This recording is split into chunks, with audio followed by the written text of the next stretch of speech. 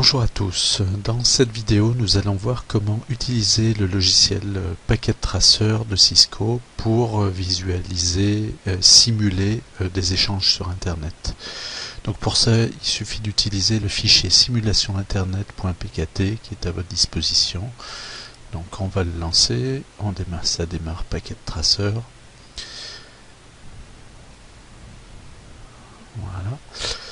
Alors, ne pas oublier tout de suite de cliquer sur Avance rapide du temps dès le démarrage. Ça permet d'accélérer toutes les phases d'initialisation des switches, des modems, des routeurs, etc. Et donc là, dès qu'on a cliqué sur Avance rapide du temps, notre simulation est prête. Ne pas oublier à cliquer aussi en bas à droite sur le petit triangle ici pour afficher la fenêtre des scénarios aussi. Enfin, dernière chose, cliquez ici sur l'onglet Simulation qui va nous permettre de visualiser un petit peu ce qui se passe. Alors la première chose toute simple que l'on peut faire, c'est tester un ping. Donc une tentative de connexion avec ici ajouter un PDU simple, donc l'enveloppe. Et là on va pouvoir tester depuis par exemple le smartphone une connexion avec le serveur web. Voilà. Pour ça, oui, faites bien aussi tout le temps réinitialiser la simulation au départ. On va accélérer le temps ici pour que ça aille un petit peu plus vite. Voilà, donc on clique ensuite sur capture et la simulation va démarrer. Capture lecture automatique. Donc là, notre paquet, il part du smartphone, il traverse le modem, il arrive sur internet et normalement il devrait remonter jusqu'au serveur web et revenir au smartphone. Voilà. Donc au retour du smartphone, on devrait avoir ici l'état réussite du test de ping. Voilà, c'est tout bon. Donc ça a bien fonctionné. La deuxième étape de simulation que je vous propose, donc c'est de Alors si vous avez comme ici un message mémoire tampon pleine, ça peut arriver, donc c'est qu'on a le logiciel a stocké trop d'éléments, donc on clique sur vider la simulation. Voilà. Donc on va réinitialiser la simulation et deuxième essai que l'on va faire, donc ce que l'on va tester maintenant, c'est un accès web depuis le PC fixe par exemple vers le serveur web. On va vider aussi ici, supprimer en bas la simulation de ping. Donc pour ça je vais cliquer sur le PC fixe ici, je vais aller sur son navigateur web, donc dans la partie bureau, je vais aller sur son navigateur web, alors je vais réduire, c'est pas la peine qu'il soit aussi grand, voilà, je vais le mettre un peu plus bas, voilà. Et je vais donc accéder d'abord au serveur web directement avec son adresse IP. Alors l'adresse IP du serveur web c'est donc 200.123.211.2. Donc je vais la taper ici dans la barre d'adresse 200.123.211.2. Voilà. Et avant de valider par aller, je vais à nouveau donc réinitialiser la simulation. Je vérifie que la vitesse elle est rapide.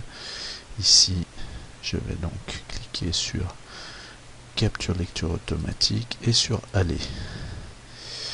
Et donc là, je vais voir mon paquet HTTP, donc ma demande de page web qui part du PC fixe et qui va jusqu'au serveur web et qui devrait donc revenir avec la réponse du serveur. Voilà.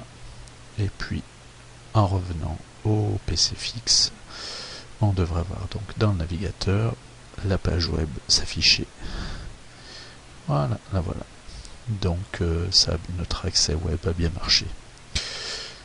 Encore envie de la liste des événements. Alors ici je vais fermer ça pour effacer complètement. Je vais cliquer sur la croix ici. Voilà. Et on va faire une autre tentative maintenant. Toujours avec le navigateur web, mais cette fois-ci on va faire la demande pas avec l'adresse IP du serveur web, mais avec son nom de serveur, avec son URL.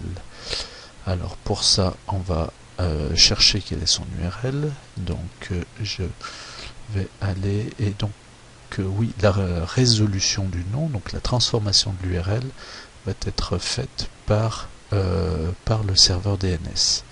Donc le serveur DNS, je clique dessus, je vais dans sa configuration, donc plutôt dans ses services DNS, voilà, et je vois que le serveur web, il a pour adresse, pour URL www.asterix.pk. Et donc on va tester donc si le serveur DNS fait bien son travail. Donc on retourne sur notre PC fixe, sur son navigateur web. Ici je vais mettre www.asterix.pk. Voilà. Et avant de cliquer sur aller, je réinitialise la simulation, je clique sur capture lecture automatique et je lance donc ma demande de page web. Donc on voit ici que c'est un paquet DNS qui part, donc c'est une demande. Donc vous allez voir ici, il y a un problème, oui, première tentative n'a pas réussi, je ne sais pas pourquoi, mais ça redémarre. Deuxième tentative, la demande DNS devrait partir, voilà, vers le serveur DNS qui lui va répondre. Donc il renvoie la réponse, cette adresse URL www.asterix.pk correspond à l'adresse 200.123.211.2. Et donc cette fois-ci, notre PC fixe peut faire sa demande HTTP. Donc comme au début, il renvoie à nouveau. Cette fois-ci, ça va partir vers le serveur web. Et on devra à nouveau avoir en retour la page web qui s'affiche.